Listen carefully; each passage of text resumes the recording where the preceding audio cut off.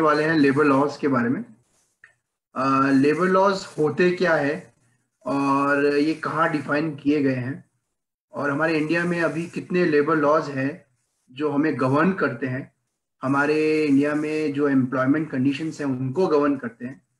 तो मैं पहले आपको बताना चाहूँगा कि इंडिया में अराउंड 50 सेंट्रल लॉज हैं जो services, employment, non employment, labours को गवर्न करते हैं और अराउंड 200 स्टेट लॉज हैं। अब लेबर लॉ से लेबर लॉ की डेफिनेशन क्या होती है? लेबर लॉ जो होता है वो एक एम्प्लॉयमेंट लॉ होता है जो हमारे एम्प्लॉयमेंट में जो हमारी सर्विसेज होती हैं उनकी कंडीशंस, उनमें रिस्ट्रिक्शंस और उनमें जो हमारे लीगल राइट्स होते हैं उनको गवर्न करता है।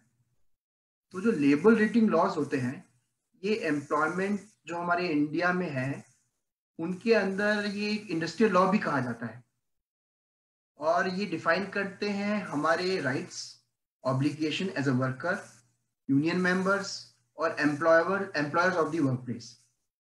ये जो लेबर लॉज होते हैं ये कवर करते हैं इंडस्ट्रियल रिलेशंस, वर्क प्लेस में health and safety issues, employment standards जो हमारे इंडस्ट्रीज के अंदर मेंशन होते हैं। तो जो इंडस्ट्री रिलेशंस होते हैं ये कैसे गवर्न करते हैं? जो इंडस्ट्री रिलेशंस होते हैं उसमें सर्टिफिकेशन ऑफ यूनियंस, जो यूनियन बनी होती है, जो हमारे एसोसिएशन बने होते हैं उनको सर्टिफाइड करते हैं लेबर लॉज। और जो लेबर और जो मैनेजमेंट होते हैं, जो इंडस्ट्रीज के अंदर मैनेजमेंट होते हैं उनके रिलेशंस को भी ये लोग डील करते हैं। और हम कह सकते हैं कि हमारी इंडस्ट्रीज के अंदर जो अनफेयर लेबर प्रैक्टिसेस हो रही हैं उनको भी गवर्न करते हैं। ऑल्सो वी कैन से जो एम्प्लॉयमेंट स्टैंडर्ड्स जो हमारी इंडस्ट्रीज के अंदर मेंटेन करना जरूरी होता है, जैसे कि हॉलीडेज देना जरूरी है, एनुअल लीव देना जरूरी है, एक वर्किंग आवर्स डिसाइड करने जरूरी है एक एम्प्लॉयज के लिए। अगर वो सर्विसेज के अंदर बाय अपॉइंटमेंट एम्प्लॉयड हुए हैं तो उनके जो डिसमिसल्स हैं या वो अनफेयर हैं तो वो अनफेयर नहीं होने चाहिए। व्हाट कैटेगराइज की वो अनफेयर डिसमिसल्स हैं, उनकी वेजेस डिसाइड करना, उनके ले ऑफ प्रोसीजर्स और उनका जो पे हम जो जो बेसिक पे देते हैं या फिर उनको हम कंपेंसेशन देने की जरूरत होती है, वो सब लेबर लॉज के अंदर मतलब मेंशन होता है। तो अब लेबर लॉज होते किस टाइप के हैं? लेबर लॉज जो होते हैं वो अपने इंडिया के अंदर डिसाइड होते हैं, गवर्न होते हैं एज पर, एक तो इंडस्ट्रियल रिलेशंस लेबर लॉ होते हैं जिसके अंदर इंडस्ट्रियल डिस्प्यूट एक्ट आता है, ट्रेड यूनियन एक्ट आता है और लॉ रिलेटिंग टू वेजेस होते हैं।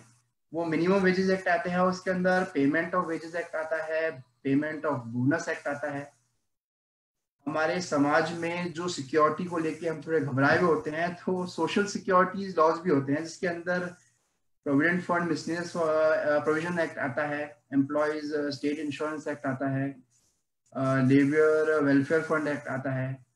और जो हमारी जॉब के ड्यूरिंग हमारे वर्किंग आवर्स डिसाइड करता है, हमारी कंडीशन ऑफ सर्विस डिसाइड करते हैं, उसके अंदर फैक्ट्रीज एक्ट आता है, industrial employment standing orders act आते हैं, shops and commercial establishment act आते हैं। ऐसे बहुत से एक्ट होते हैं। वुमेन एम्पावरमेंट के लिए इक्वल रेम्युनरेशन एक्ट आते हैं, मैटरनिटी बेनिफिट एक्ट आता है। लेबर लॉज में जो प्रोहिबिशन बनाए गए हैं उनके अंदर बॉन्डेड लेबर सिस्टम एक्ट आता है, चाइल्ड लेबर प्रोहिबिशन एक्ट आता है, sexual harassment at work place labour act आता है। तो बेसिकली इंडिया में बहुत सारे लेबर लॉज हैं। हम उन लेबर लॉज के बारे में आज बात करेंगे, पर उससे पहले ये जानना जरूरी है कि इनकी जरूरत क्या है। आज हमें लेबर लॉज की इंडिया में ऐसी क्या कारण है जिससे कि उनकी बहुत ज्यादा जरूरत है? तो हमें देखना पड़ेगा कि जो लेबर्स है, जो एम्प्लॉय है, वो जो हमारे इंस्टीट्यूशंस, फैक्ट्रीज, इंडस्ट्रीज में काम करते हैं उनकी सेफ्टी के इश्यूज होते हैं। तो उनकी सेफ्टी का ध्यान रखने के लिए भी लेबर लॉज बनाया जाता है। ये किनको टारगेट करते हैं labour laws? Labour laws target करते हैं जो भी एम्प्लॉयज, इधर वो कॉन्ट्रैक्ट लेबर्स हों या कॉन्ट्रैक्ट एम्प्लॉयज हों या फिर वो रेगुलर एम्प्लॉयज हों या फिर एम्प्लॉयज जो कुछ हम कह सकते हैं डेली वेज एम्प्लॉयज हों। तो ये सब एम्प्लॉयज को कवर करते हैं हमारे लेबर लॉज। तो उससे पहले हमें, मेरा मानना है कि ये जानना चाहिए कि जो कॉन्स्टिट्यूशन ऑफ इंडिया है, जो हमारा बाइबल है, वी कैन से दैट, उसमें कौन सी ऐसे प्रोविजंस हैं जो लेबर लॉस को के बारे में बताते हैं। और जैसे आर्टिकल 16 है which talks about equality of opportunity in matters of public employment. So equality of opportunity क्या होती है? इसमें ये है कि हमारा चाहे कोई भी धर्म हो, हमारा कोई भी जेंडर हो, कोई भी सेक्स हो, या फिर हम किसी भी कास्ट को बिलोंग करते हो, तो हमें पब्लिक एम्प्लॉयमेंट लेने के लिए हमें वो डिफरेंशिएट नहीं किया जाएगा, हमें कोई भी भेदभाव नहीं किया जाएगा। चाहे कोई भी किसी भी रिलीजन का, किसी भी कास्ट का, किसी भी जगह का, किसी भी स्टेट का अगर वो पब्लिक एम्प्लॉयमेंट के लिए अप्लाई करना चाहता है तो उसको कोई भी डिफरेंशिएट नहीं किया जाए, उनको सबको इक्वलिटी तरीके से देखा जाए लॉ के अंदर। इसलिए ये आर्टिकल 16 जो है, जो ये बोलता है कि इक्वलिटी ऑफ अपॉर्चुनिटी, सब लोगों को इक्वल अपॉर्चुनिटी, समान अपॉर्चुनिटीज दी जाए। आर्टिकल 19 जी है उसके बाद, जो बोलता है कि हम अपना प्रोफेशन, ट्रेड और कोई भी बिजनेस कंट्री में कहीं पे भी स्टार्ट कर सकते हैं, उसके लिए कोई भी रिस्ट्रिक्शन नहीं होता। तो एक आर्टिकल 23 भी है जो ये बोलता है prohibition of traffic in human beings and forced labour. Forced labour क्या होते हैं? बंधुआ मजदूर, बॉन्डेड लेबर वी कैन से, जिनको हम डरा धमका के या फिर जिनको हम किसी कारण से हम उनको काम करवाते रहते हैं अपने पास, थोड़े कम पैसे देके आप कह सकते हैं। या फिर जो हम ह्यूमन बीइंग्स हैं जिनका ट्रैफिक करते हैं हम, जो चाइल्ड ट्रैफिकिंग हो गया, वुमेन ट्रैफिकिंग हो गया, उन सबको रोकता है आर्टिकल 23 कॉन्स्टिट्यूशन ऑफ इंडिया का। आर्टिकल 24 कहता है prohibition of employment of children in factories. तो फिर फैक्ट्रीज के अंदर ये जो चिल्ड्रन है, जो बच्चे होते हैं, ये काम नहीं कर सकते। मगर इसमें जो एज स्पेसिफाइड कर रखी है as per the constitution of India, वो है 14, मतलब 14 साल से कम उम्र के बच्चे किसी भी फैक्ट्री में काम नहीं कर सकते। ये हमारा आर्टिकल, ये हमारा कॉन्स्टिट्यूशन ऑफ इंडिया बोलता है, संविधान बोलता है हमारे देश का। आज क्योंकि हम लेबर लॉस के बारे में जानना हम इस सेशन में डिस्कस करेंगे, मगर क्योंकि जैसा मैंने आपको बताया कि हमारे देश में बहुत सारे लेबर लॉज हैं, बहुत सारे लॉज हैं जो गवर्न करते हैं हमारे कंडीशन सर्विसेज के अंदर, तो उससे पहले हम, क्योंकि हम सब डिस्कस नहीं कर सकते, तो मैं उससे पहले आपको बताना चाहूंगा कि हम कौन कौन से जो एक्ट हैं जो हमारे सेंटर ने बनाए हैं, जिसको हम आज डिस्कस करेंगे अपने सेशन के अंदर। उसमें एक अप्रेंटिस एक्ट है, उसके बाद हम डिस्कस करेंगे एम्प्लॉय स्टेट इंश्योरेंस एक्ट,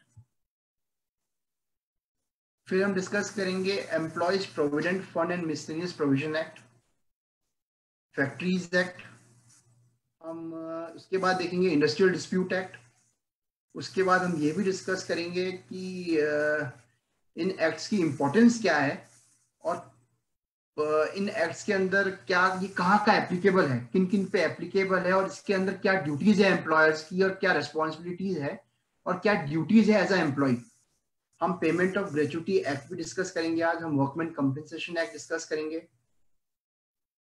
हम मिनिमम वेजेस एक्ट डिस्कस करेंगे, हम prevention of sexual harassment at work place discuss करेंगे। तो सबसे पहले हम डिस्कस करते हैं अप्रेंटिस एक्ट। अप्रेंटिस एक्ट होता क्या है, ये कहता क्या है? अप्रेंटिस एक्ट 1961 में एनफोर्स्ड हुआ था, और इस एक्ट का जो मेन पर्पस है वो टेक्निकली जो क्वालिफाइड, हम कह सकते हैं क्वालिफाइड स्टूडेंट्स हैं, जो क्वालिफाइड इंजीनियर्स हम कह सकते हैं, वो किसी कंपनी में अगर काम करना चाहते हैं तो as per under apprentice act they can apply. मतलब वो उन कंपनीज के अंदर या उन इंस्टीट्यूशंस के अंदर या उन फैक्ट्रीज के अंदर वो अप्लाई कर सकते हैं। और अब ये क्वेश्चन उठता है कि अप्रेंटिस कौन कौन हो सकता है, मतलब हु कैन बी अप्रेंटिस। तो apprentice should be of minimum 14 years of age, मतलब अप्रेंटिस की एज मिनिमम 14 इयर्स की होनी जरूरी है एज पर दी लॉ। और वो सारे स्टैंडर्ड जो स्पेसिफाई किए गए हैं in the apprentice act of education and physical fitness, उनको वो जो प्रिस्क्राइब किए गए हैं उनके अंदर आते हैं। ठीक है। और अप्रेंटिस एक बाय कॉन्ट्रैक्ट भी हो सकती है। जो अप्रेंटिस अपॉइंट होता है किसी भी इंडस्ट्री के अंदर, वो बाय कॉन्ट्रैक्ट भी हो सकता है। जो कॉन्ट्रैक्ट होगा उसके एम्प्लॉयर और अ स्टूडेंट के बीच के अंदर। जो कॉन्ट्रैक्ट है वो रजिस्टर होना बहुत जरूरी है अप्रेंटिसशिप एडवाइजर के जरिए, जो कि एक्ट के अंदर स्पेसिफाई होता है। और अगर कोई अप्रेंटिस 18 साल से कम उम्र का है, जैसे मैंने आपको बताया कि 14 साल का मिनिमम एज होना जरूरी है, मगर 14 से 18, 4 साल का जो पीरियड है उसके अंदर कोई अप्रेंटिसशिप करना चाहता है, तो उस अप्रेंटिस का जो कॉन्ट्रैक्ट है वो साइन कौन करेगा? तो that can be sign by a guardian. जो गार्जियन होता है अप्रेंटिस का, वो साइन कर सकता है। और अप्रेंटिस को जो पेमेंट्स होती है, वो payments as per the act दी जाती है, और वो कॉन्ट्रेक्चुअल होती है, तो उनके कॉन्ट्रैक्ट में सब कुछ मेंशन होता है। ये सेक्शन 13 ऑफ अप्रेंटिस एक्ट बताता है कि उनको कितना पेमेंट और वो कैसा कॉन्ट्रैक्ट बना सकते हैं जिससे कि उनको payment after the period of with in during the period of apprenticeship उनको पेमेंट दिया जाना होगा।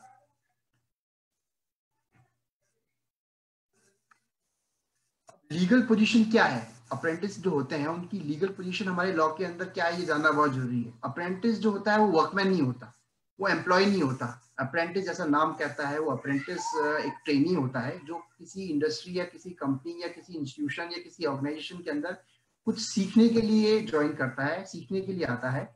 और क्योंकि वो वर्कमैन नहीं होता, एम्प्लॉय नहीं होता, उसको किसी भी तरीके का बोनस, प्रोविडेंट फंड, या फिर हम कह सकते हैं ग्रेचुटी, ये उसको दे नहीं होती। उसको कोई भी उसका किसी भी अदर जो बाकी नॉर्मल एम्प्लॉयज को जो बेनिफिट्स मिलते हैं वो अप्रेंटिस को नहीं मिले जाते।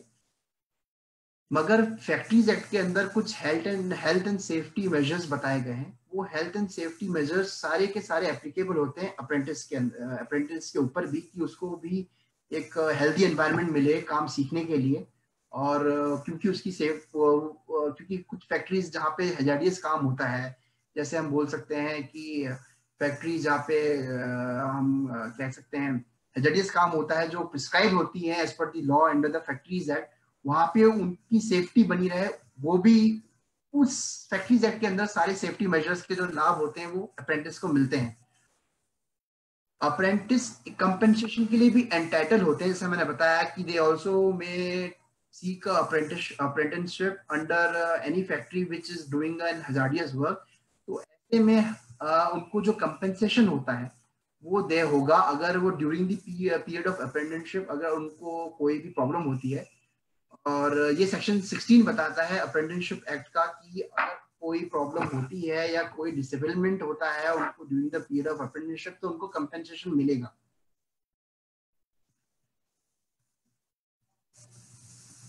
Section 22(1) of the Apprentice Act is very important in this right now in this section, because जो एम्प्लॉयर होता है वो किसी भी ऑब्लिगेशन में नहीं होता कि वो अप्रेंटिस को after the completion of apprenticeship वो उसको जॉब दे। क्योंकि हमने देखा है बहुत टाइम ऐसा हुआ है कि जो अप्रेंटिस है, जो ट्रेनी है, वो जब कहीं ट्रेनिंग के लिए जाता है, after the completion of the training period they seek a job in the institution, which is not I must say that which is not it cannot be made possible, because आपने जो अपनी training period में काम किया है वो training period में काम आपका आपके एम्प्लॉयर को पसंद आया नहीं आया, वो उस एम्प्लॉयर पे डिपेंड करता है कि वो आपको after the completion of training period job देना चाहेगा या नहीं। तो एम्प्लॉयर की कोई भी ऑब्लिगेशन नहीं होती कि after the completion of the training period वो आपको जॉब दे, और ऐसा कहा गया है section 22 sub clause 1 of the apprentice act. After the completion of the apprenticeship आपको एक सर्टिफिकेट मिलता है, जो टेस्ट एंड प्रोफिशिएंसी सर्टिफिकेट होता है, जो आपको दिया जाता है आपके एम्प्लॉयर द्वारा। और मैंने आपको बताया they are not eligible for the job after the completion of the training period, मगर हमारे लॉज में टाइम बीइंग ये कहा गया है कि उनको कुछ कह सकते हैं बेनिफिट्स दिए जाने चाहिए if they apply for the job. तो ऐसे क्या रिलैक्सेशन है जो उनको दिए जा सकते हैं? उनको एज रिलैक्सेशन दिया जा सकता है। सपोज आपने जब अप्रेंटिस ज्वाइन करी, जब आपने ट्रेनिंग ज्वाइन करी, आपकी उम्र 18 साल की थी, मगर क्योंकि आपने 4 साल तक वहां ट्रेनिंग करी है, उसके बाद आपकी उम्र 22 साल थी, और जब उस कंपनी ने किसी पर्टिकुलर डेजिग्नेशन के लिए अपॉइंटमेंट करना चाहा तो उन्होंने मिनिमम एज 21 रख दी। तो क्योंकि अब आप 22 साल के हैं, आप 21 साल की उम्र के लिए 21 साल की उम्र की पोस्ट के लिए कैसे अप्लाई कर सकते हैं? तो ऐसे में हमारे लॉ ने कुछ रिलैक्सेशन दिए हैं कि क्योंकि वो 4 साल का पीरियड जब वो आपके अंदर ट्रेनिंग कर रहे थे तो उनको एज रिलैक्सेशन दिया जाए। तो ऐसे में आप अप्लाई कर सकते हैं, चाहे आपकी एज 22 साल हो, 23 साल हो, 24 साल हो, और आपका वो पीरियड ऑफ ट्रेनिंग है वो काउंट नहीं होगा, मगर आपको एज रिलैक्सेशन दिया जा सकता है। और क्योंकि आपने किसी कंपनी में काम किया है तो आपको उस कंपनी के बारे में, एनवायरनमेंट और उनकी वर्किंग कंडीशन और उनके काम के बारे में नॉलेज हो जाता है during the period of training. तो क्योंकि जो डायरेक्ट रिक्रूटी होता है, जो फ्रेशर होता है, जो डायरेक्ट रिक्रूटमेंट के थ्रू किसी कंपनी में अपॉइंटमेंट देता है, उसको इतना नॉलेज नहीं होता। तो एक आपको अपर हैंड दिया जा सकता है, अगर आप किसी कंपनी में ट्रेनिंग कर रहे हैं बहुत टाइम से, तो एक आपको बेनिफिट दिया जा सकता है, एक रिलैक्सेशन दिया जा सकता है, मगर वो आप उस कारण से किसी भी एम्प्लॉयर पे कोई ऑब्लिगेशन नहीं होता कि वो आपको जॉब पे रखे ही रखे। दूसरा मैं आपको बताना चाहूंगा, एक सेक्शन 20 ऑफ अप्रेंटिस एक्ट है, वो ये कहता है कि अगर कोई भी डिस्प्यूट अराइज होता है ड्यूरिंग द पीरियड और after the completion of the training period, तो आप एक अप्रेंटिसशिप एडवाइजर अपॉइंट होता है गवर्नमेंट का, उसके सामने कंप्लेन करके अपना डिस्प्यूट रिड्रेसल के लिए लेके जा सकते हैं। तो ये आप बोलेंगे कि डिस्प्यूट कैसे रेज हो सकता है, क्योंकि मैंने आपको पहले बताया था कि ये जो अप्रेंटिस है, अप्रेंटिसशिप होती है, ये कॉन्ट्रैक्ट के अंडर आती है। तो जो भी आपके कॉन्ट्रैक्ट के अंदर आपके क्लॉजेज हैं, जो भी उनको अगर कहीं पे भी कोई भी आप ये कहिए वायलेशन होता है, या कोई भी क्लॉज आपके, कोई आपका एम्प्लॉय है वो नहीं मानता है, एम्प्लॉयर है वो नहीं मानता है, तो चाहे एम्प्लॉयर हो चाहे एम्प्लॉय हो, they can file a they can seek a redressal, and they can for the like in the terms and condition of that contract, they can raise the dispute before the apprenticeship advisor, और इसकी appeal भी file करी जा सकती है with in 30 days। दूसरा जो हम और बहुत सारे ऑब्लिगेशंस हैं जो एम्प्लॉयर्स के भी है और अप्रेंटिस के भी होते हैं, वो इस एक्ट के अंदर स्पेसिफाइड है। दूसरा जो इसके बाद हम एक्ट देखेंगे वो देखेंगे employ state insurance act, ESI act है। ये एम्प्लॉय स्टेट इंश्योरेंस एक्ट क्या होता है? ये बेसिकली सोशल वेलफेयर लेजिस्लेशन है। ये हमारी गवर्नमेंट द्वारा इनेक्ट किया गया है इस ऑब्जेक्ट से कि जो एम्प्लॉयज होते हैं उनको बेनिफिट दिए जाए अगर वो बीमार पड़ते हैं, मैटरनिटी लीव लेनी होती है उनको, या फिर उनको during the course of employment कोई इंजरी होती है, एम्प्लॉयमेंट इंजरी जिसको हम कहते हैं, एम्प्लॉयमेंट इंजरी होती है। और इस एक्ट के अंदर एम्प्लॉयज को कुछ अमाउंट मिलता है जिसको हम कह सकते हैं मेडिकल रिलीफ मिलता है, उनको कैश बेनिफिट्स मिलते हैं, उनको मैटरनिटी बेनिफिट्स मिलते हैं, पेंशन मिलते हैं। पेंशन उनको मिलता है अगर उनकी डेथ हो जाती है ड्यूरिंग दैट कोर्स, तो उनके डिपेंडेंट्स को मिलता है। अब ये एक्ट जो है ये एप्लीकेबल किस पे है? ये जो एक्ट है ये एप्लीकेबल होता है फैक्ट्रीज के अंदर, जो गवर्नमेंट फैक्ट्रीज भी इंक्लूड करता है, मगर सीजनल फैक्ट्रीज इस डेफिनेशन और इस एक्ट का एप्लीकेबिलिटी नहीं आती है सीजनल फैक्ट्रीज के ऊपर। शॉप्स एंड एस्टेब्लिशमेंट पे भी अप्लाइड होता है। शॉप्स जहाँ पे 20 से ज्यादा लोग काम कर रहे हो, एस्टेब्लिशमेंट भी जहाँ पे 20 से ज्यादा लोग काम कर रहे हो, एस्टेब्लिशमेंट जैसे रेस्टोरेंट्स, होटल्स। मगर ये इंडियन नेवल सिस्टम और मिलिट्री और एयरफोर्स इन पे एप्लीकेबल नहीं होता है। तो ESI is not applicable on Indian naval, military और एयर फोर्सेस। अब कौन लोग ESI स्कीम को का फायदा उठा सकते हैं? तो जो सारे एम्प्लॉयज जो कैजुअल हो, चाहे टेम्पररी अपॉइंटमेंट हो, चाहे कॉन्ट्रैक्ट बेस पे आए हो, और वो सैलरी ले रहे हो 10,000 या उससे कम, तो वो ESI के अंदर कवर्ड हो सकते हैं। और ये जो सीलिंग लिमिट है 10,000 रुपए, ये 2006 के अंदर एक अमेंडमेंट आया था, उसके बाद 7,500 से 10,000 बढ़ा दी गई थी। तो आज at present जो 10,000 है, like an employee who is earning 10,000 or below 10,000 can take a benefit of this scheme. तो ESI स्कीम होती है, इसमें कंट्रीब्यूशन क्या रहता है? कंट्रीब्यूशन हम बोलेंगे कि हमारी जो सैलरी होती है उस सैलरी में से कुछ परसेंट का जो कंट्रीब्यूशन होता है वो हम स्कीम के अंदर देते हैं, और बाकी हमारा जो एम्प्लॉयर होता है वो इसमें कंट्रीब्यूट करता है।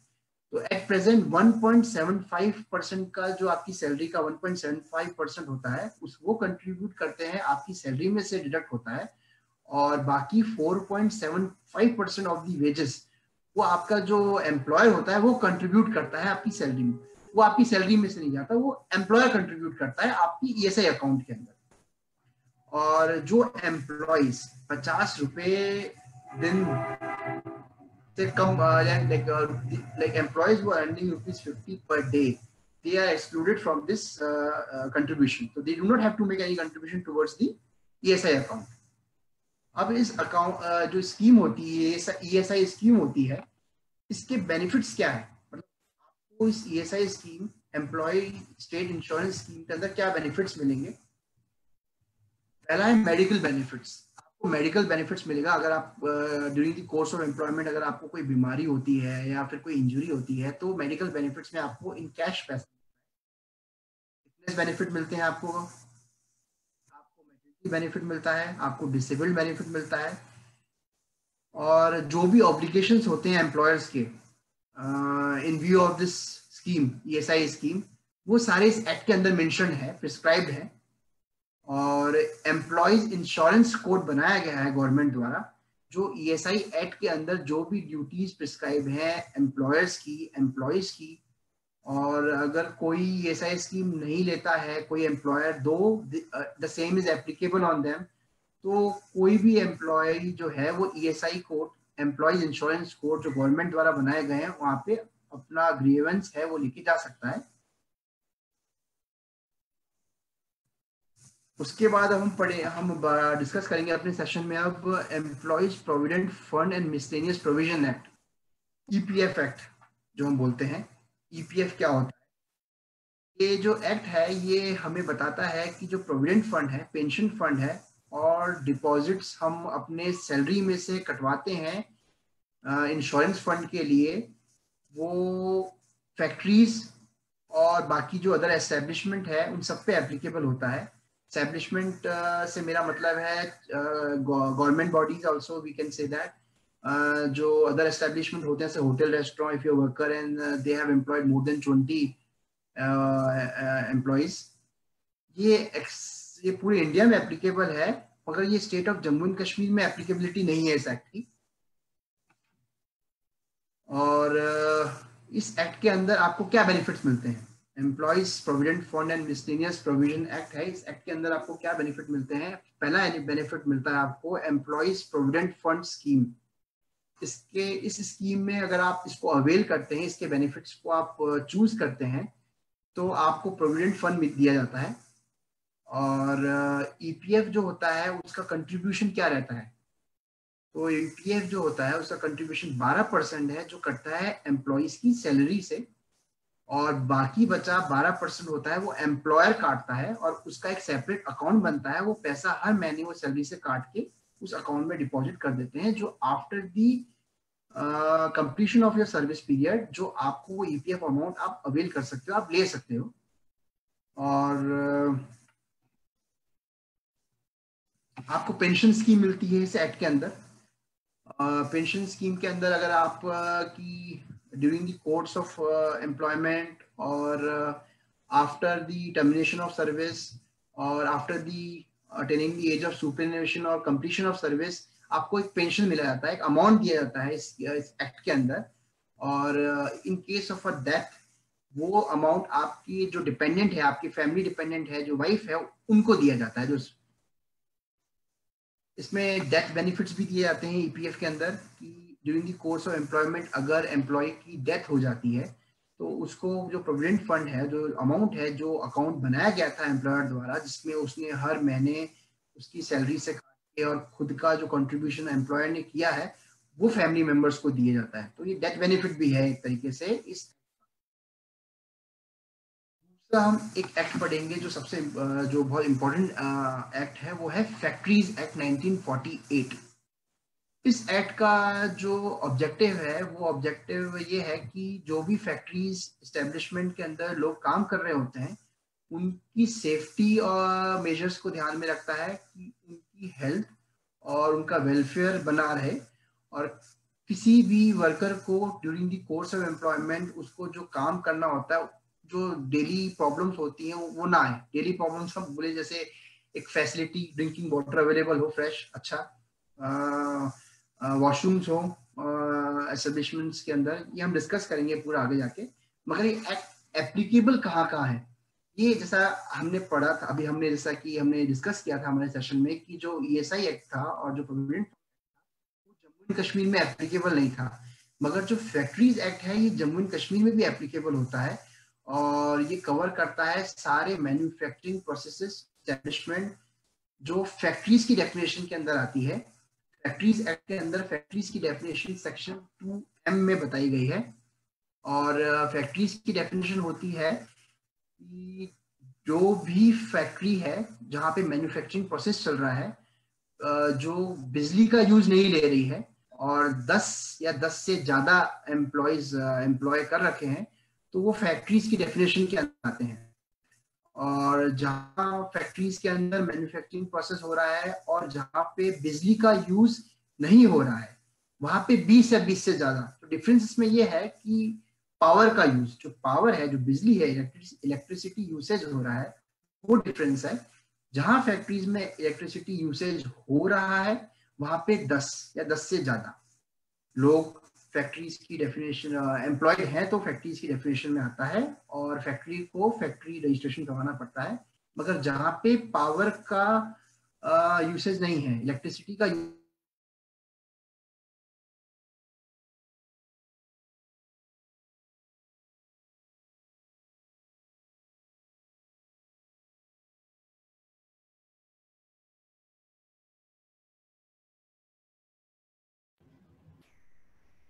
Hello, Vibhor. We can't hear you. Maybe some network problem is there.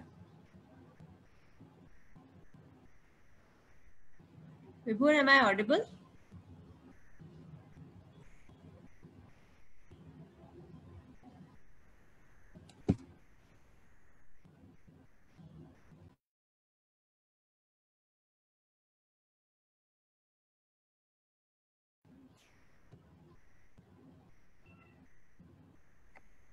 Am I audible right now? Yeah. Now you are audible. Okay okay okay. तो फैक्ट्रीज के जो इम्पोर्टेंट प्रोविजंस हैं, उसमें जो पहला इम्पोर्टेंट है वो ये कहता है कि factory should be kept clean. Factories को साफ रखना बहुत जरूरी है। सेक्शन 11 ऑफ फैक्ट्रीज एक्ट ये बोलता है। एंड जो फैक्ट्रीज के ड्यूरिंग दी मैन्युफैक्चरिंग प्रोसेस कोई वेस्ट क्रिएट करती है अगर फैक्ट्री, तो उनका प्रॉपर डिस्पोजल होना बहुत जरूरी है, वो सेक्शन 12 बोलता है। फैक्ट्रीज में प्रॉपर वेंटिलेशन होना चाहिए। जो फैक्ट्री के अंदर का एनवायरनमेंट है उसमें एक रीजनेबल टेम्परेचर बना के रखना चाहिए, जिससे कि किसी भी एम्प्लॉय के लिए working like during the course of employment काम करते वक्त कोई प्रॉब्लम क्रिएट ना हो। ये सेक्शन 13 बोलता है। मतलब जो भी सेफ्टी मेजर्स किसी फैक्ट्रीज के अंदर लेने चाहिए वो फैक्ट्रीज एक्ट के अंदर बताए गए हैं। दूसरा फैक्ट्रीज में बताया गया है वेलफेयर होना चाहिए। Welfare in the terms of की वॉशिंग प्लेसेस होनी चाहिए, सिटिंग प्लेसेस होनी चाहिए। अगर फैक्ट्रीज के अंदर किसी एम्प्लॉय को काम करने के लिए अपने कपड़े चेंज करने पड़ते हैं during the course of employment, तो उसके लिए क्लॉथ स्टोरेज होना चाहिए। और हम ये कह सकते हैं कि अगर उसका खड़े रह के काम करना है किसी फैक्ट्री के अंदर, तो उसके लिए प्रॉपर अरेंजमेंट होना चाहिए कि कोई भी एम्प्लॉय खड़े रह के अपना काम आराम से कर सके। और सिटिंग कंडीशंस के अंदर सिटिंग कंडीशंस अप्रोप्रिएट होनी चाहिए, साफ सुथरी होनी चाहिए, हम बात कर चुके हैं बारे में।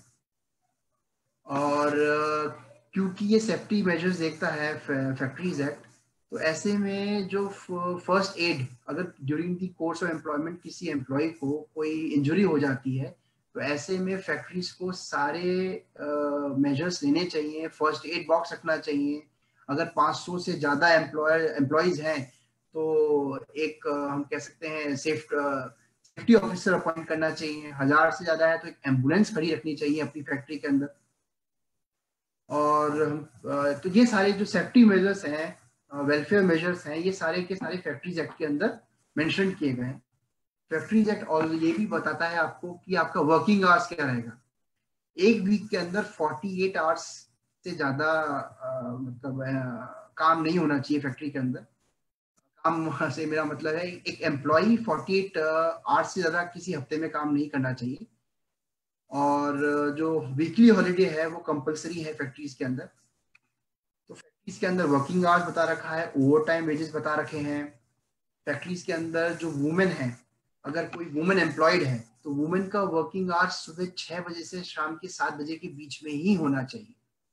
उसके अलावा women should not work in the factory. वो उनकी सेफ्टी मेजर्स को देखते हुए बोला गया है, और ऐसा हमारे जो गवर्नमेंट है उन्होंने फैक्ट्रीज एक्ट के अंदर बनाया है, ये लॉ बनाया है। मगर क्योंकि like looking into the present scenario, आजकल वुमेन को भी रात को भी काम करना पड़ता है, और हम उनको एक सेफ वर्किंग एनवायरनमेंट दे सकते हैं। इसीलिए अभी which is in the process right now कि जो एम्प्लॉयमेंट ऑफ वुमेन की जो वर्किंग कंडीशन बताता है सेक्शन 66, उसके अंदर एक अमेंडमेंट लाया जाए जहाँ पे working hours of women which has been mentioned as morning 6 AM to evening 7 PM, that can be amended, और उनको और सेफ एनवायरनमेंट दिया जाए फैक्ट्रीज के अंदर काम करने के लिए। जो भी वर्कमैन काम कर रहे हैं उनका रिकॉर्ड रखना जरूरी है फैक्ट्री के अंदर, वो कितनी लीव ले सकते हैं। चाइल्ड एम्प्लॉयमेंट, जैसा मैंने आपको बताया कि आर्टिकल 23 प्रोहिबिट करता है कि child labour should not be there. तो 14 ईयर्स से 14 साल से जो कम के बच्चे हैं वो किसी भी फैक्ट्री में काम नहीं कर सकते, मगर मेजर मेजर एज है आपकी 18 ईयर्स एज। तो 15 से 18 साल के जो बच्चे होते हैं बीच के, वो आप किसी फैक्ट्री में काम कर सकते हैं अगर वो हैजार्डियस नहीं है फैक्ट्री का काम वो। मगर उनका जो वर्किंग आवर है वो 4 पर डे ही हो सकता है, उससे ज्यादा नहीं हो सकता। मतलब 4.5 घंटे ही कोई 15 साल से 18 साल का बच्चा काम कर सकता है किसी भी फैक्ट्री में।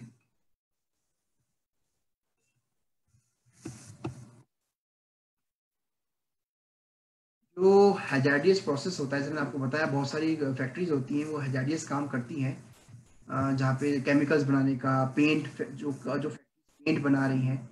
तो ऐसे में जो एम्प्लॉय होता है उसको सारी इंफॉर्मेशन फैक्ट्रीज को देना जरूरी है, एम्प्लॉयर को देना जरूरी है कि क्या कारणों से और किन परिस्थितियों में किसी एम्प्लॉय को वाकई में जो काम किया जा रहा है फैक्ट्री के अंदर वो प्रॉब्लम कर सकता है उसकी हेल्थ को। और वो प्रॉपर इंफॉर्मेशन देना बहुत जरूरी है किसी भी फैक्ट्री में जहाँ पे कोई भी हजार्डियस काम हो रहा है, जो भी हजार्डियस हो सकता है, क्योंकि paints and chemicals they can affect your health, you can say. एक और एक्ट है फैक्ट्रीज एक्ट के अलावा जो कि आपकी इंडस्ट्रियल रिलेशंस गवर्न करता है, वो है industrial dispute act. Industrial dispute act का मेन ऑब्जेक्टिव क्या है? जो इंडस्ट्रियल डिस्प्यूट एक्ट होता है उसका मेन ऑब्जेक्ट ये है कि किसी भी इंडस्ट्री में during the course of employment, employ, employer और जो यूनियन बनी होती है, ट्रेड यूनियंस जो बनी होती है एम्प्लॉयज की, उनके बीच में कोई भी डिस्प्यूट रेज ना हो। डिस्प्यूट से मेरे कहने का मतलब यह है कि कभी किसी इंडस्ट्री में कोई काम हो रहा है और वहाँ पे किसी एम्प्लॉयज को प्रॉब्लम हो रही है किसी पर्टिकुलर अरेंजमेंट से जो इंडस्ट्री के एम्प्लॉयज ने किया हुआ है, जिससे कि एम्प्लॉय चाहते हैं, एम्प्लॉयज को काम करने में प्रॉब्लम हो रही है, तो जो उनका यूनियन बना होता है एम्प्लॉयज का इन इंडस्ट्रीज के अंदर, वो अपना ग्रीवांस लेके जा सकता है एम्प्लॉयर्स के पास। और अगर वो जो ग्रीवांस है वो एम्प्लॉयर सुलझाने में सक्षम नहीं है तो इंडस्ट्रियल डिस्प्यूट रेज होता है। तो ऐसी क्या परिस्थितियां हैं जहां पे इंडस्ट्रियल डिस्प्यूट रेज हो सकता है और उनका निस्तारण किस तरीके से किया जा सकता है, ये सब इंडस्ट्रियल डिस्प्यूट एक्ट के अंदर है। और इंडस्ट्रियल डिस्प्यूट है वो डिफाइन किया गया है section 2K of industrial dispute act में, जो ये बोलता है कि कोई भी डिफरेंस ऑफ ओपिनियन या डिफरेंस और जो डिस्प्यूट है बिटवीन एम्प्लॉयज एंड एम्प्लॉयर्स और बिटवीन एम्प्लॉयर्स एंड वर्कमैन और बिटवीन वर्कमैन, मतलब वर्कमैन के बीच में भी कोई भी डिस्प्यूट हो सकता है। ये एक्ट बताता है कि कंपेंसेशन अगर वर्कमैन को कोई दे है तो वो कंपेंसेशन का अमाउंट कितना दे हो सकता है और किन परिस्थितियों में उनको कंपेंसेशन दे होगा। और जो किसी भी एम्प्लॉय है जिसको हमने इंडस्ट्रीज के अंदर एम्प्लॉय अपॉइंटमेंट दिया हुआ है, एम्प्लॉयड है, उसको रिट्रेंच करना हो और ले ऑफ करना हो तो उसको अप्रोप्रिएट गवर्नमेंट से परमिशन लेनी जरूरी है as per the industrial dispute act. Unfair labour practices अगर इंडस्ट्रीज के अंदर हो रही हैं तो इंडस्ट्रियल डिस्प्यूट एक्ट उनके अंदर वो रिस्ट्रिक्ट करता है, वो प्रोहिबिट करता है कि ऐसी कोई प्रैक्टिसेस इंडस्ट्रीज के अंदर नहीं होनी चाहिए।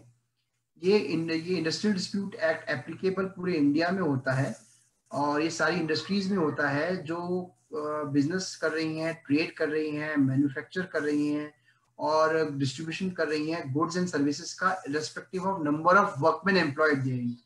कहने का मेरा मतलब ये है फैक्ट्रीज के अंदर, जैसा कि हमने अभी सेशन में डिस्कस किया था, कि कोई भी फैक्ट्री मैन्युफैक्चर कर रही है बिना बिजली को काम में लिए तो वहां पे 20 लोग होना जरूरी है, और वैसे ही जो बिजली का काम में ले रही है वहां 10 लोग होना जरूरी है। मगर इंडस्ट्रियल डिस्प्यूट एक्ट के अंदर, इंडस्ट्रीज की डेफिनेशन के अंदर, ये जो लॉ है एप्लीकेबल सारी इंडस्ट्रीज में होता है respective of number of employees employed therein. तो वहां पे अगर कोई इंडस्ट्रीज की डेफिनेशन में इंडस्ट्री आती है और वहां पे अगर 4 लोग एम्प्लॉयड हैं तो भी वो उस इंडस्ट्रियल डिस्प्यूट एक्ट के अंदर एप्लीकेबल होगा। इस एक्ट के अंदर इंपॉर्टेंट जो प्रोविजंस हैं वो लेआउट है, लॉकआउट है, रिट्रेंचमेंट है, ट्रेड यूनियन स्ट्राइक है। तो ऐसी बहुत सारी परिस्थितियां होती हैं जहां पे during the course of employment जहां पे इंडस्ट्रीज को फंक्शन करने में प्रॉब्लम आ सकती है, जैसे स्ट्राइक मैंने आपको बताया, लॉकआउट बताया, रिट्रेंचमेंट मैंने आपको बताया। तो वो सब गवर्न करता है इंडस्ट्रियल डिस्प्यूट एक्ट। वर्कमैन को कितना वेजेस देना पड़ेगा, और ये इंडस्ट्रियल डिस्प्यूट एक्ट के अंदर ये भी बताया गया है कि in case of any dispute, जो ये डिस्प्यूट है वो सेटल किस तरीके से किया जा सकता है। इसके लिए लेबर कोर्ट्स बने हुए हैं हमारे देश के अंदर, स्टेट्स के अंदर, और लेबर कोर्ट्स डिक्री कर सकते हैं आपके जो भी आपका जो भी ग्रीवांस होता है अगर आप वहां लेके जाते हैं, एक एम्प्लॉय लेके जाता है, और अवार्ड पास होता है payment of wages to workers pending proceeding high court.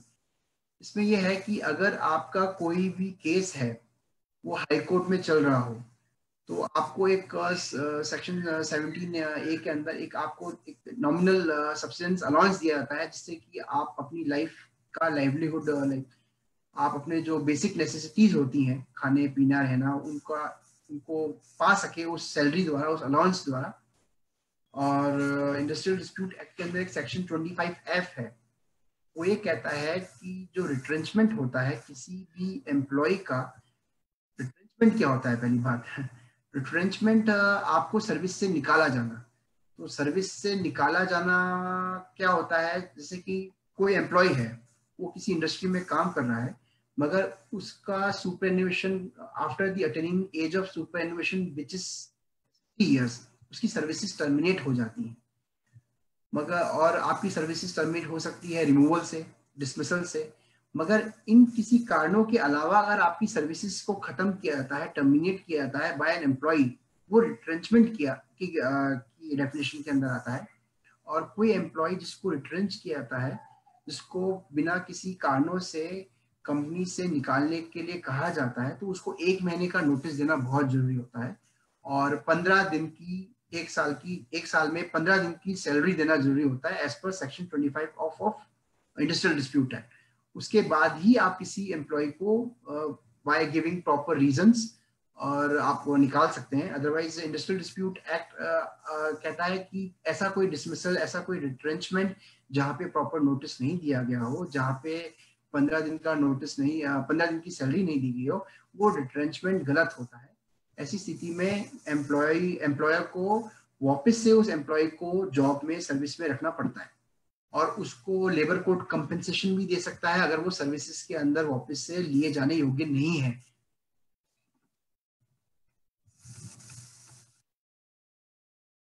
अब हम बात करेंगे पेमेंट ऑफ ग्रेच्युटी एक्ट। जो ग्रेच्युटी एक्ट है 1972, ये एप्लीकेबल होता है सारे एम्प्लॉयज पे जिन एम्प्लॉयज ने किसी भी इंस्टीट्यूशन में, किसी भी फैक्ट्रीज में, माइंस में, ऑयल फील्ड्स में 5 साल तक कंटिन्यूस सर्विस दी हो। कंटिन्यूस सर्विस में से मेरे कहने का मतलब है कि उनकी सर्विसेज में कोई ब्रेक नहीं दे रहा हो, उन्होंने एक साल में 240 दिन अपने कंप्लीट किए हो किसी भी फैक्ट्रीज और institution, mines, oil field, plantation, जैसे मैंने आपको बताया इनके अंदर। और after completion of 5 year of services, ये एक बोनस है, ये एक रिवार्ड है जो एम्प्लॉयर आपको देता है आपकी सर्विसेज के लिए। मगर ये ग्रेचुटी आप, अगर किसी ने 5 साल की सर्विसेज, कंटिन्यूस सर्विसेज नहीं करी है तो उसको नहीं मिल सकता। पेमेंट ऑफ ग्रेचुटी एक्ट जो के अकॉर्डिंग आपको ग्रेचुटी तभी मिलेगी अगर आपने 5 साल तक कंटिन्यूस सर्विस करी है किसी भी इंस्टीट्यूशंस के अंदर। और ये पेमेंट ऑफ ग्रेचुटी एक्ट बताता है कि किस रेट पे, मतलब जो ग्रेचुटी अमाउंट है वो कैलकुलेट कैसे किया जाएगा। तो रेट ऑफ ग्रेचुटी किस तरीके से कैलकुलेट होती है, पेमेंट ऑफ ग्रेचुटी एक्ट में बताया गया है। ड्यूटीज ऑफ एम्प्लॉयर बताया गया है कि एम्प्लॉयर की ड्यूटी क्या होती है कि किस एम्प्लॉय को ग्रेचुटी का अमाउंट कब देना है। और अगर एम्प्लॉयर नहीं दे पाता है तो with in a 1 month period of termination of services ये ग्रेचुटी दे होती है किसी भी एम्प्लॉय को। मगर अगर इस 30 दिन के अंदर एम्प्लॉयर नहीं दे पाता तो उसको 10% का इंटरेस्ट देना होता है अपने एम्प्लॉय को, along with the principal amount of the gratuity. अब हम बात करेंगे वर्कमेंस कंपेंसेशन एक्ट 1923 के बारे में। वर्कमेंस कंपेंसेशन एक्ट जो है इसका ऑब्जेक्टिव क्या है, मतलब इस एक्ट को इसलिए बनाया गया कि during the course of employment अगर कोई एम्प्लॉय का कोई एक्सीडेंट हो जाता है या फिर कोई इंजरी हो जाती है जो उसके लिए फैटल होती है, जिससे उसको डिसेबलमेंट हो सकता है, तो ऐसे में उस एम्प्लॉय को कंपेंसेशन दिया जाता है एज पर दी वर्कमैन कंपेंसेशन एक्ट 1923। अब अभी हमने डिस्कस किया इस सेशन के अंदर ईएसआई एक्ट। ईएसआई एक्ट जहां एप्लीकेबल होता है 10,000 सैलरी से कम लोगों पे, वहां पे कंपेंसेशन एक्ट एप्लीकेबल नहीं होता। व्हाट आई मीन टू से बाय दिस, कि जो वर्कमैन ईएसआई एक्ट के अंदर कवर्ड होते हैं उनको वर्कमैन कंपेंसेशन एक्ट के अंदर कंपेंसेशन का लाभ और बेनिफिट नहीं दिया जा सकता, वो एंटाइटल नहीं होते। और ये section 52 of the ESI act बोलता है कौन सी कंडीशन और परिस्थितियों में जो एम्प्लॉयर होता है वो कंपेंसेशन देने के लिए मना कर सकता है। ये भी एम्प्लॉइज कंपेंसेशन एक्ट के अंदर मेंशन किया हुआ है। अगर कोई इंजरी किसी एम्प्लॉय को होती है, चाहे वो पार्शियल डिसेबलमेंट हो या टोटल डिसेबलमेंट हो, वो जो सिर्फ 3 दिन तक ही रहता है, अगर हम कहते हैं मोच आ गई 3 दिन तक, तो उसके लिए कंपेंसेशन नहीं मिलता है। मतलब टेम्पररी इंजरी के लिए कोई भी कंपेंसेशन नहीं मिलता है एम्प्लॉय को। और कोई भी इन रिस्पेक्ट ऑफ डेथ, अगर किसी की डेथ हो जाती है किसी एक्सीडेंट से काम करते हुए ड्यूरिंग कोर्स ऑफ एम्प्लॉयमेंट, मैं ड्यूरिंग कोर्स ऑफ एम्प्लॉयमेंट बार बार क्यों बोल रहा हूँ, हम अब इस एक्ट के अंदर डिस्कस करेंगे कि what is like in course of employment. तो अगर किसी एम्प्लॉय की डेथ हो जाती है या फिर उसको कोई परमानेंट डिसेबलमेंट हो जाता है तो उसको कंपेंसेशन कम नहीं मिल सकता। अगर जो एम्प्लॉय है वो काम कर रहा था under the influence of drugs और अल्कोहल, और during the course of employment और to perform that duty the workman की तरफ से विलफुल डिसोबीडियंस था।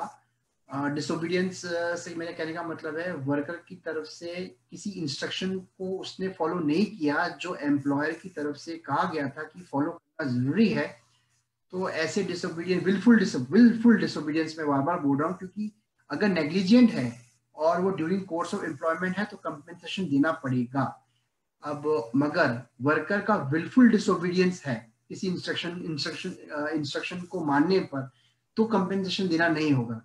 अब इसका एग्जांपल हम ये दे सकते हैं कि किसी चीज को पकड़ने के लिए during the course of employment आपको ग्लव्स पहनना जरूरी है, मगर जो एम्प्लॉय होता है वो ग्लव्स नहीं पहनता है और उस चीज को पकड़ने से या उस चीज को हैंडल करने से उसके हाथों में बर्न आ जाता है या फिर परमानेंट इंजरी हो जाती है, तो ऐसे में विलफुल डिसोबीडियंस की कैटेगरी में आएगा। क्योंकि जब उसको ग्लव्स पहनना जरूरी था उसने ग्लव्स नहीं पहने, तो that comes under the definition of wilful disobedience. और अगर कोई डेथ या इंजरी होती है किसी भी एम्प्लॉय की जो which is not during the course of employment, तब ऐसे में कंपेंसेशन नहीं दे होता है। अब ड्यूरिंग कोर्स ऑफ एम्प्लॉयमेंट होता क्या है, जैसे कि एक इंडस्ट्री है, एक कंपनी है, एक फैक्ट्री है जहाँ पे एक ड्राइवर अपॉइंटेड है और उस ड्राइवर का काम ये है कि वो XYZ डेजिग्नेटेड एम्प्लॉय को घर से ऑफिस और ऑफिस से घर लेके जाता है। मगर ड्यूरिंग उसका कोर्स ऑफ एम्प्लॉयमेंट ये है कि उस एम्प्लॉय XYZ एम्प्लॉय को घर से ऑफिस और ऑफिस से घर ड्रॉप करना। मगर during the course of employment अगर वो घर से ऑफिस अपने उस डेजिग्नेटेड ऑफिसर को ड्रॉप करता है और उसके बाद वो गाड़ी लेके किसी ABC अलग लोकेशन पे चल जाता है और अपना खुद पर्सनल काम कर रहा होता है और वहां उसकी गाड़ी को एक्सीडेंट हो जाता है और वहां उसको कोई इंजरी हो जाती है during the course of employment, तो कोई भी फैक्ट्री एस्टेब्लिशमेंट उसको कंपेंसेशन नहीं देगी। कारण क्योंकि जो उसका एक्सीडेंट था और जो उसको इंजरी कॉज हुई है वो during the course of employment नहीं हुई। During of course of employment से मेरा ये मतलब है जिस काम के लिए किसी एम्प्लॉय को किसी वर्कमैन ने किसी एम्प्लॉयर ने रखा है वो during of course of employment के अंदर आता है। उस काम के अलावा अगर कोई एम्प्लॉय कोई अलग काम कर रहा है, कोई तीसरा काम कर रहा है जो कि उसकी एम्प्लॉयमेंट, जो कि उसके स्कोप ऑफ वर्क और उसके नेचर ऑफ वर्क के अंदर नहीं आता है और उस काम को करते वक्त अगर उसका एक्सीडेंट होता है या कोई इंजरी कॉज होती है तो वो कोर्स ऑफ एम्प्लॉयमेंट के अंदर नहीं आता है। जो अमाउंट ऑफ कंपेंसेशन है वो किस तरीके से कैलकुलेट होगा वो वर्कमैन कंपेंसेशन एक्ट के अंदर बताया गया है और इसमें कुछ जनरल प्रिंसिपल्स भी बताए गए हैं वर्कमैन कंपेंसेशन एक्ट के अंदर कि जो कनेक्शन है इंजरी का, एक्सीडेंट का during the course of employment, उसका ओनर्स प्रूफ करने का होगा एम्प्लॉय के ऊपर कि वो प्रूफ करेगा कि उसको जो इंजरी कॉज हुई है वो during the course of employment हुई है, जिससे कि वो कंपेंसेशन लेने कंपेंसेशन वर्कमैन कंपेंसेशन एक्ट के अंदर कंपेंसेशन का लाभ उठा सके।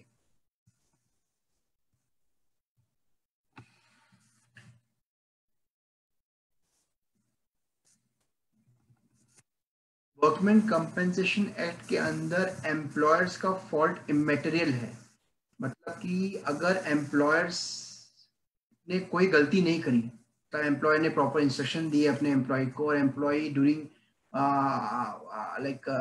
Following the proper instruction given by the employer, अगर कोई एक्सीडेंट होता है, अगर कोई इंजरी होती है जहाँ पे अगर एम्प्लॉय नेग्लिजेंट रहा हो, ऐसे में भी एम्प्लॉयर को कंपेंसेशन देना जरूरी है। एम्प्लॉयर का फॉल्ट है या नहीं वो कोई मायने नहीं रखता, वो टोटली इमेटेरियल होता है ऐसे केसेस के अंदर। और वर्कमैन को कंपेंसेशन का लाभ दिया जाएगा अगर वो केयरलेस है, नेग्लिजेंट है, मगर it should be during the course of employment. Why I am saying again, मतलब मैं बार बार एक कोर्स ऑफ एम्प्लॉयमेंट इसलिए बोल रहा हूँ कि अगर उसको जो काम करने के लिए रखा गया है उस काम को करते वक्त कोई भी एक्सीडेंट और इंजरी होती है तो उसको कंपेंसेशन देना ही पड़ेगा एम्प्लॉय को, चाहे एम्प्लॉयर नेग्लिजेंट था या नहीं।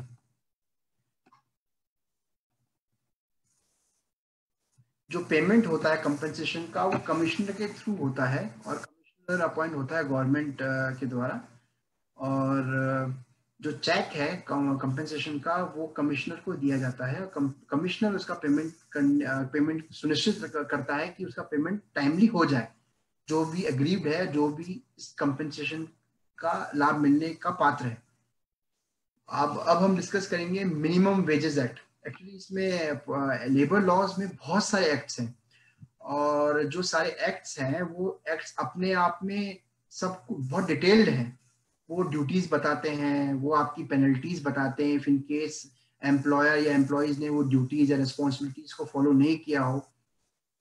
हम अभी सिर्फ वो डिस्कस कर रहे हैं जो एक्ट्स इंपॉर्टेंट है आपके लिए during the course of employment, और उन एक्ट्स के अंदर जो इम्पोर्टेंट बेनिफिट्स दिए गए हैं एम्प्लॉय को, अभी हम वो डिस्कस कर रहे हैं।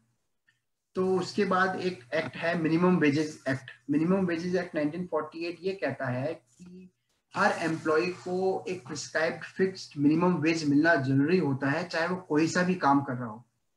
ये जो मिनिमम वेज है ये फिक्स किया जाता है गवर्नमेंट, सेंट्रल गवर्नमेंट और स्टेट गवर्नमेंट द्वारा, जो टाइमली नोटिफिकेशन निकालती है। ये हर साल बदलता है नॉर्मली।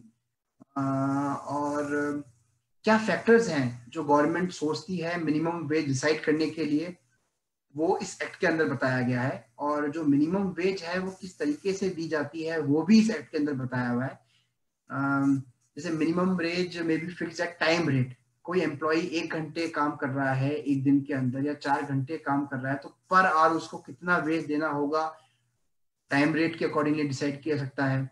पीस रेट के अकॉर्डिंगली मिनिमम वेज डिसाइड किया सकता है कि कोई एम्प्लॉय का कोई मैन्युफैक्चरिंग एंटिटी है और कोई चीज मैन्युफैक्चर करी जा रही है, तो कोई एक पीस को बनाने में जो उसका वेज है उसके अकॉर्डिंगली डिसाइड किया जाता है। चाहे उस पीस को बनाने में उसको 2 घंटे लगते हो या 3 घंटे लगते हो, मगर अगर वो 1 घंटे में बनाता है तो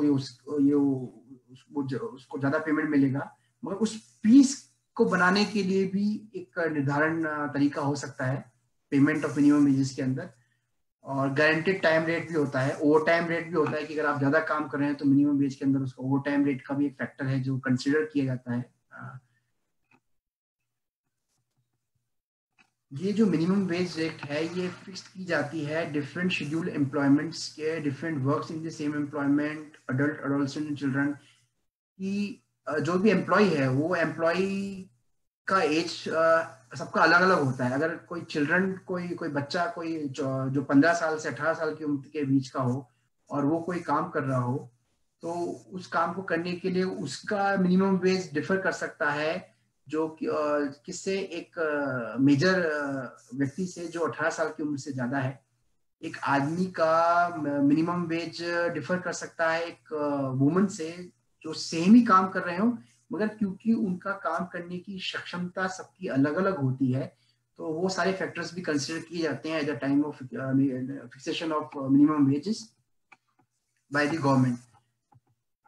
एक और इम्पोर्टेंट सेक्शन है जो फीमेल्स के लिए बनाया गया है गवर्नमेंट द्वारा, prevention of sexual harassment at work place. ये एक्ट 2013 में इन्फोर्स किया गया था। और एक विशाखा केस था जो कि राजस्थान का, हमारे स्टेट राजस्थान का ही केस है, जो जिसके कारण गवर्नमेंट को इसकी जरूरत महसूस हुई कि जो वर्क प्लेस है उसके अंदर वुमेन को एक सेफ एनवायरनमेंट दिया जाए। और ऐसे में उनके लिए कुछ गवर्नमेंट ने हर वर्क प्लेस के लिए एक स्टैंडर्ड प्रिस्क्राइब किए गए हैं। उस स्टैंडर्ड्स को फॉलो करना हर वर्क प्लेस में, हर establishment, institutions, organisations, factories, industry, सबके लिए जरूरी होता है, जिससे कि एक सेफ एनवायरनमेंट वुमन को, फीमेल को दिया जा सके काम करने के लिए। एक कमेटी बनाई गई है एज पर द एक्ट, जो कमेटी डिसाइड करती है। जिस कमेटी, अगर कोई वुमन है जो हम कहते हैं कि who is facing a sexual hardship at the workplace, right?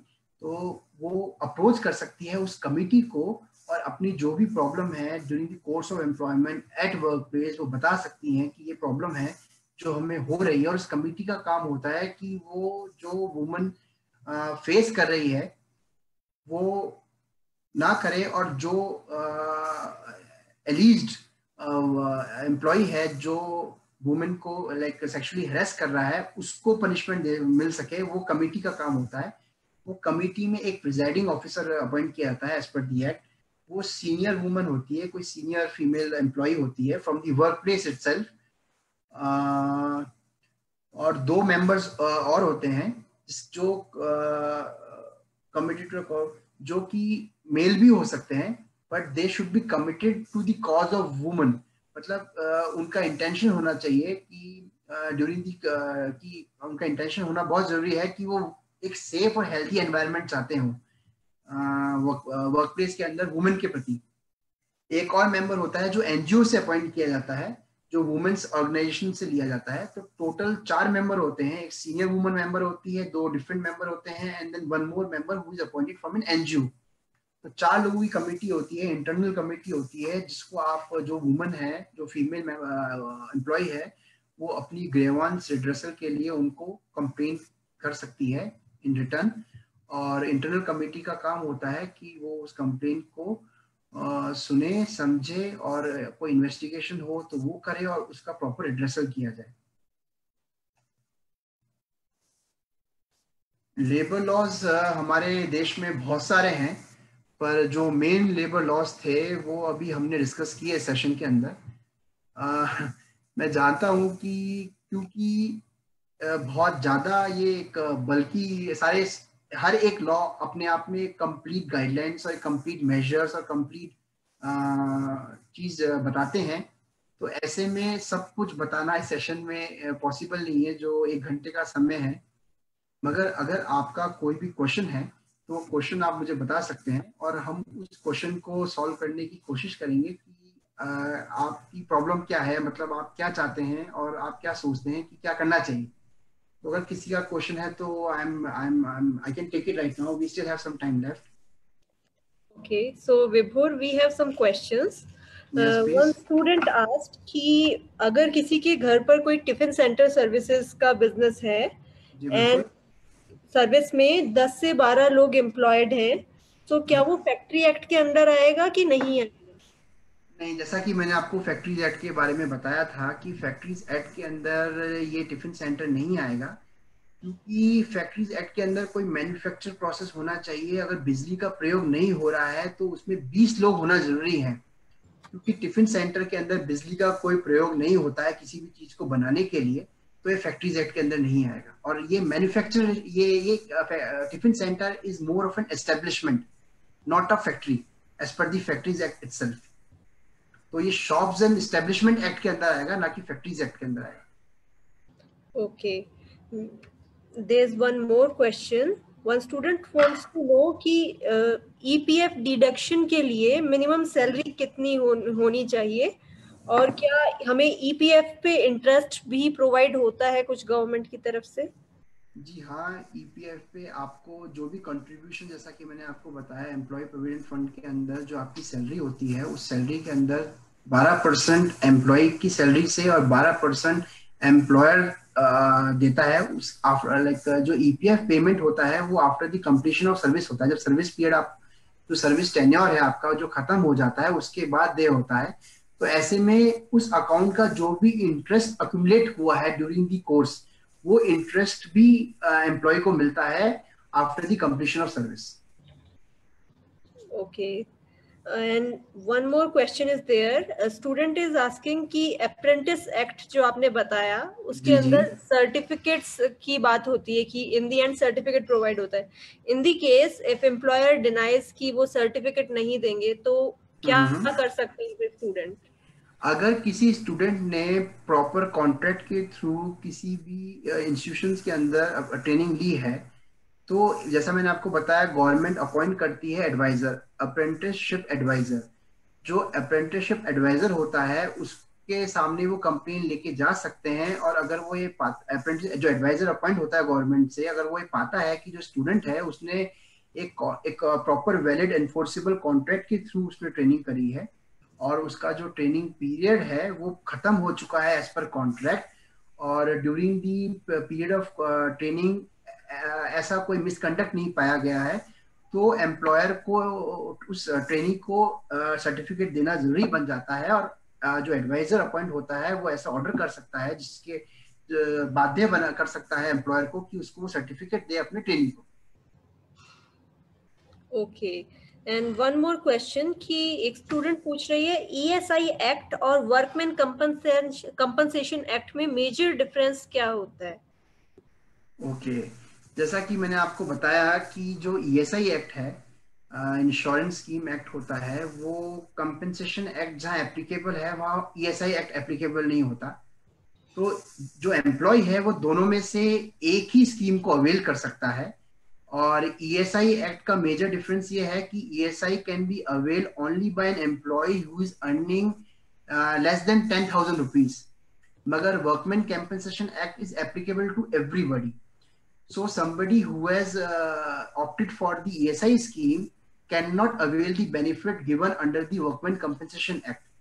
तो ये मेजर डिफरेंस है ESI और वर्कमैन कंपनसेशन एक्ट के अंदर। Okay. और नेक्स्ट क्वेश्चन इज कि क्या अप्रेंटिसशिप एक्ट के अंदर जो स्टूडेंट्स इंडस्ट्रीज में काम कर रहे होते हैं उनके भी टाइमिंग का कोई रूल होता है, ऑफिस टाइमिंग का? बिल्कुल बिल्कुल, अप्रेंटिस के अंदर जो मैंने आपको बताया कि जो अप्रेंटिस होती है ये कॉन्ट्रैक्ट के द्वारा लाइक एनफोर्स होती है, जो एक एम्प्लॉयर और अप्रेंटिस के बीच में होता है। तो उसके अंदर वर्किंग आवर डिसाइड किया जा सकता है कि कितने घंटे का समय एक ट्रेनी बिताएगा या काम करेगा किसी इंस्टीट्यूशन के अंदर। तो ये working hours are decided as per the apprentice act only.